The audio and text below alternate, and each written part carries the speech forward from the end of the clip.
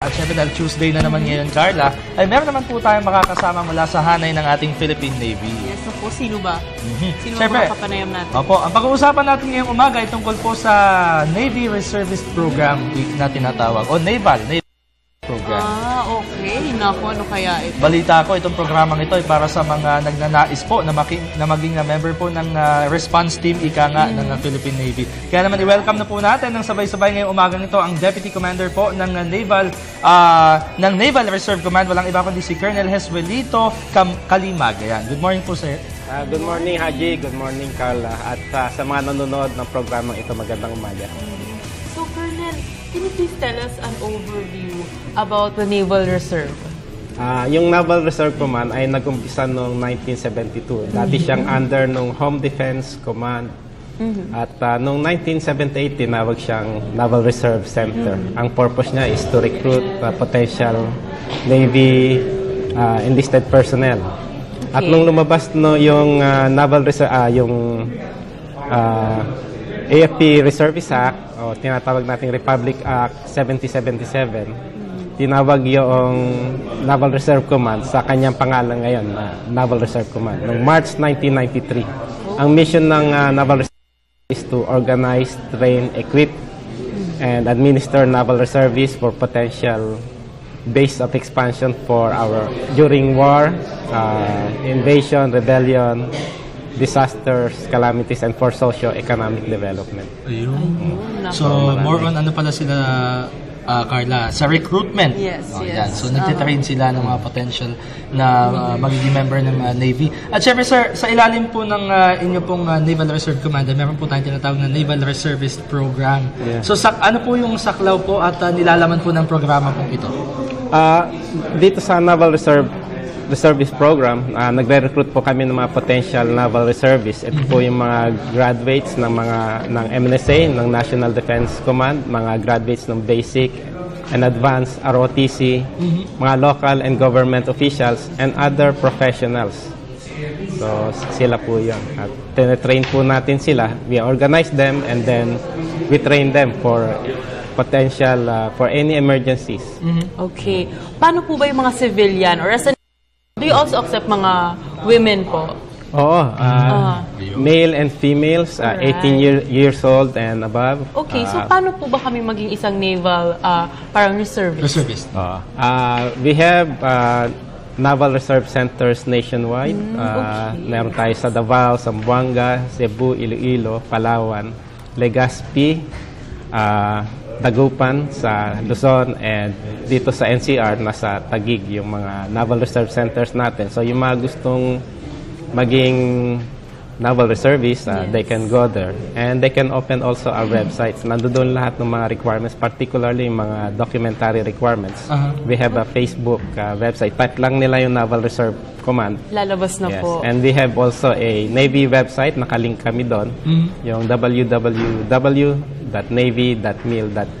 Ayun naman pala. So, nabanggit ni Colonel Kalimag na male and female. Male and so, female, 18 and above yung kanilang tinatanggap doon. Pero sir, meron po bang specific na kailangang requirements when it comes to attributes, mga ganon? Yung atin pong mga gustong pumasok sa Naval Reserve, bilang isang Naval Reservist? Yes, dapat you should be physically fit. Dapat matipuno. Dapat matipuno. So, yeah. We undergo so many trainings, kaya dapat physically fit. And you should be, kailan ka physically fit, so, in case of emergency, dapat medyo prepared palagi. Ano na po ba ang accomplishment ng NRC? Bukod sa pag-organisa at pag-train ng ating naval reservists, itong naval reservists natin are most of the time, sila yung mga first responders during emergencies. Just like what happened during Yolanda, Typhoon Pablo noong previous years pa, Typhoon Maring, during the Zamboanga crisis, at itong mga recent typhoons natin. Sila yung mga ating first responders. So, and tuloy-tuloy silang nandoon, sila rin yung nagpo-provide mga continuous disaster relief operations. Okay, so para mas maintindihan po, lalong-lalo na po, Colonel, mga sa Naval Reserve Command ay yun pong mga pinagdadaan ng training. Ano po yung kaibahan nito sa training ng mga pulis, ng mga sundalo, lalong-lalo na po yung mga pumapasok sa mga police academy at sa mga pangsundalong academy, sir. So ano po yung specific na kaibahan po nito sa mga trainings po na ina-undergo ng ating mga students? As far as yung mga NROTC students natin, ito yung mga basic military skills and knowledge na tinuturo namin during ROTC.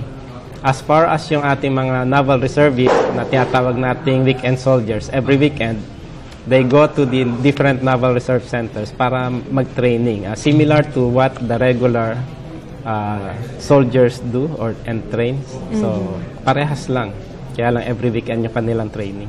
Alright. So, yan. Nabanggit na ni Colonel na yun nga, almost the same lang sa isang ordinaryong militar. Pero gaano po ba kalaki ang challenge ng maging isang parte ng Naval Reserve? Kasi yung bilang isang maging parte ng Naval Reserve, voluntary kasi ito eh. So, you have to devote time and effort. And yun yung isang malaking challenge. Kasi lahat naman pamilyado and they are professionals.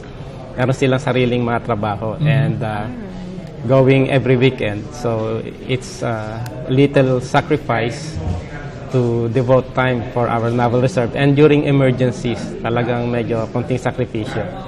So, yun isang challenge. Apo. Colonel, nabanggit niyo po yung tungkol sa emergency, yung tungkol sa response na gagawin po nitong ating mga reservists. And from the word itself, mga reserve po sila sa mga regular po na na tauhan po natin.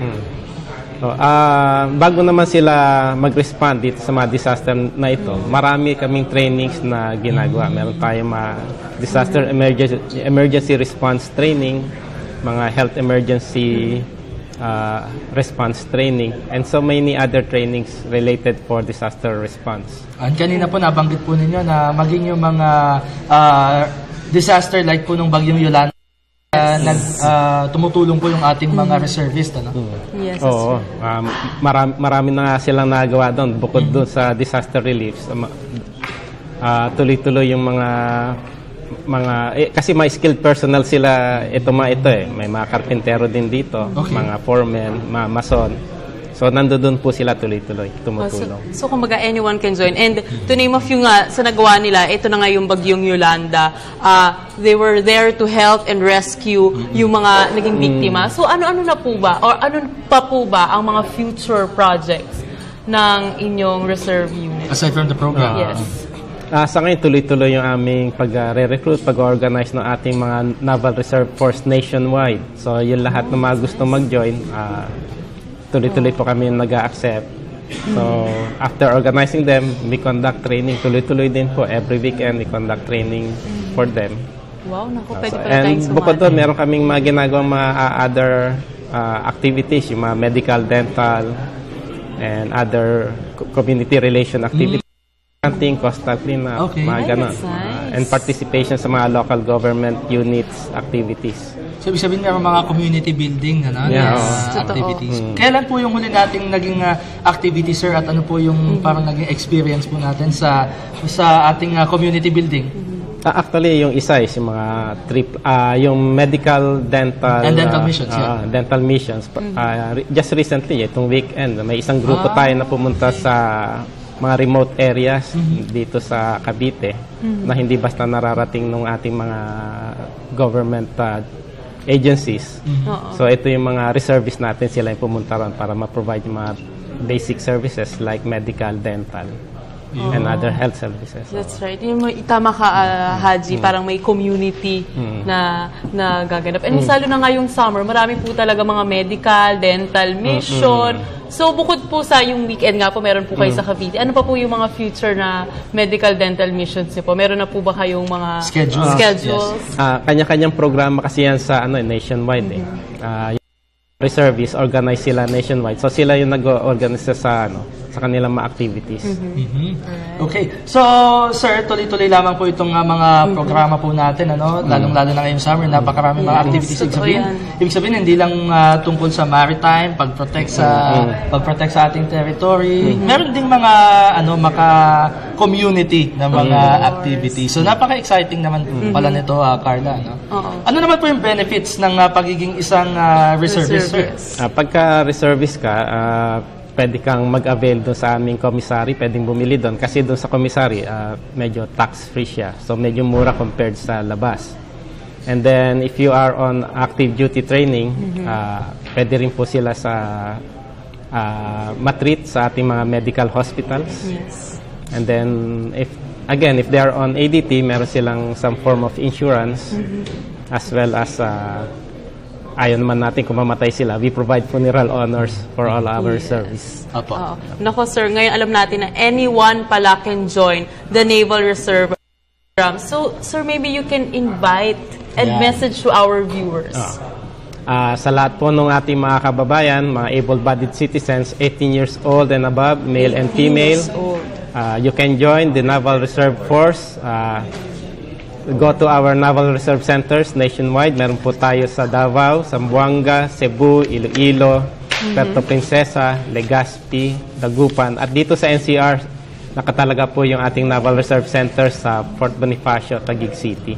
So punta lang po sila doon, and then they can also open our Facebook site, type Naval Reserve Center, at makikita nila yung mga requirements doon. Ayan, maraming salamat. Deputy Commander of Naval Reserve Command, Colonel Joselito Calimag. Maraming salamat po. At nakasama ka namin ngayon. At ngayon, nalaman namin na anyone pala can join. And as early as 18 years old and above, you can join male and female.